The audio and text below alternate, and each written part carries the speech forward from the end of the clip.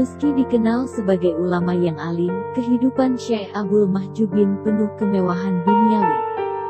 Dia memiliki tidak kurang dari 20 kedai perniagaan yang tersebar dari Bandar Malaka, Kandang, Umbar, Parit Bunga, hingga Muar. Sebagai ulama, Syekh Abdul Mahjubin jarang terlihat keluar rumah. Dia selalu berada dalam kamar. Tak seorang pun diperkenankan masuk. Jika ada yang bertanya apa yang dikerjakan Syekh Abdul Mahjubin, murid-murid dan keluarganya akan mengatakan dia sedang menghitung tasbih, meski kenyataan menunjukkan setiap hari sejumlah kotak berisi uang dari kedai-kedai perniagaan dibawa masuk ke kamar tersebut. Karena kesibukannya, menghitung tasbih itu tak kenal waktu, maka untuk menemui ulama tersebut bukan hal yang gampang. Beberapa muridnya menyeleksi benar siapa orang yang ingin bertemu Tuan Syekh yang alim itu.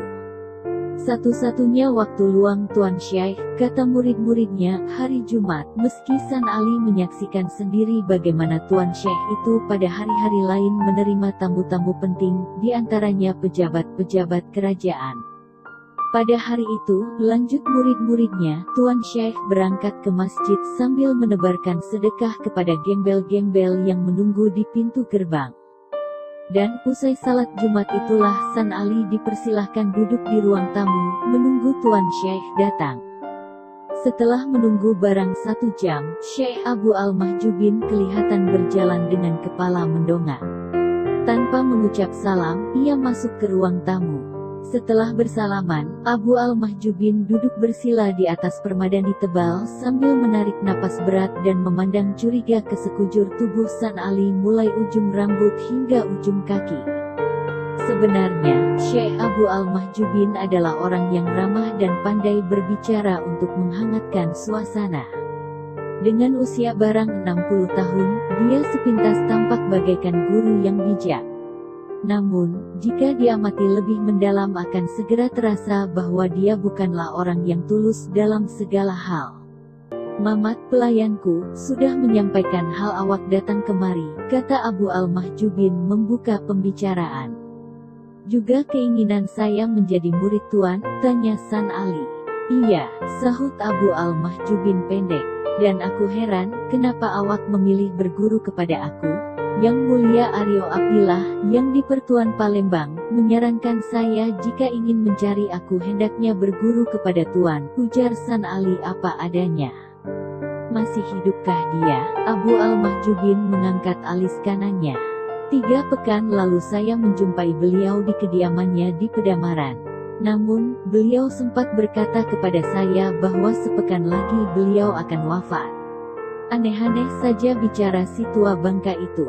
Tapi apa maksud dia menyuruh awak berguru kepada aku? Tanya Abdul Mahjubin mengertak gigi tanda tak senang. San Ali mengangkat bahu sambil menggumam, saya tidak tahu Tuan.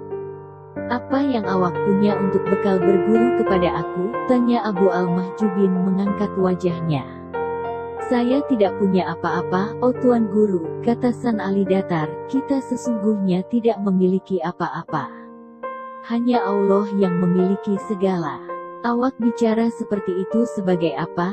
Sahut Abdul Mahjubin sinis. Sebagai orang zuhud, atau sebagai orang miskin yang menutupi kemiskinannya dengan alasan yang dibuat-buat? Atau si tua bangka itu yang mengajar awak bicara begitu? Terserah Tuan menilai apa, kata San Ali geli. Kenyataannya saya memang tidak memiliki apa-apa. Jangankan uang, harta, dan kekayaan lain, tubuh dan nyawa saya ini pun bukanlah milik saya.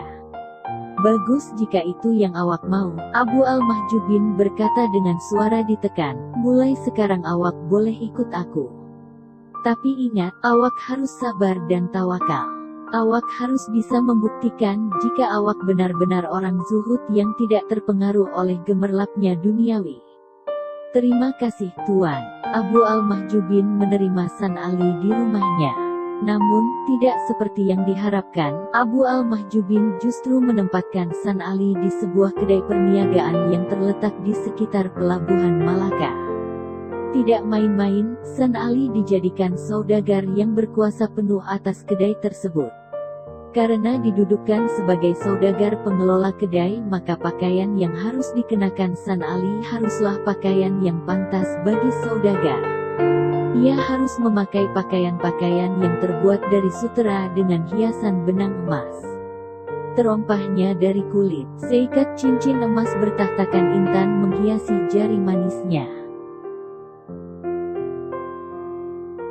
Awak harus bisa membawakan diri sebagai saudagar yang jujur dan terhormat, Abu al-Mahjubin mewanti-anti. Sebenarnya, San Ali hendak menolak dijadikan saudagar karena menurut pikirannya hal itu sangat tidak sesuai dengan jalan yang seharusnya ditempuh dalam mencari aku. Namun, mengingat pesan Aryo Abdillah, dengan berat hati ia menerima peran sementara menjadi saudagar sebagaimana dikehendaki Abu al-Mahjubin. Siapa tahu ini adalah salah satu jalan menuju aku, pikirnya.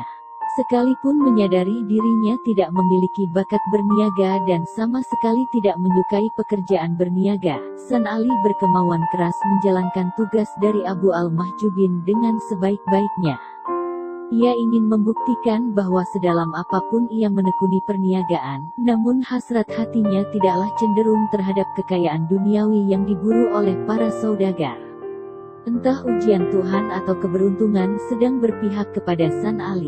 Dalam beberapa pekan ia sudah mengeruk keuntungan besar dan mendapatkan pelanggan baru. Kejujuran, kesederhanaan, kepolosan, dan bahkan kenaifannya dalam berniaga telah menjadikannya mengenal banyak orang, mulai saudagar besar, nahkoda, pelaut, tukang perahu, pedagang pasar, sampai kuli pelabuhan.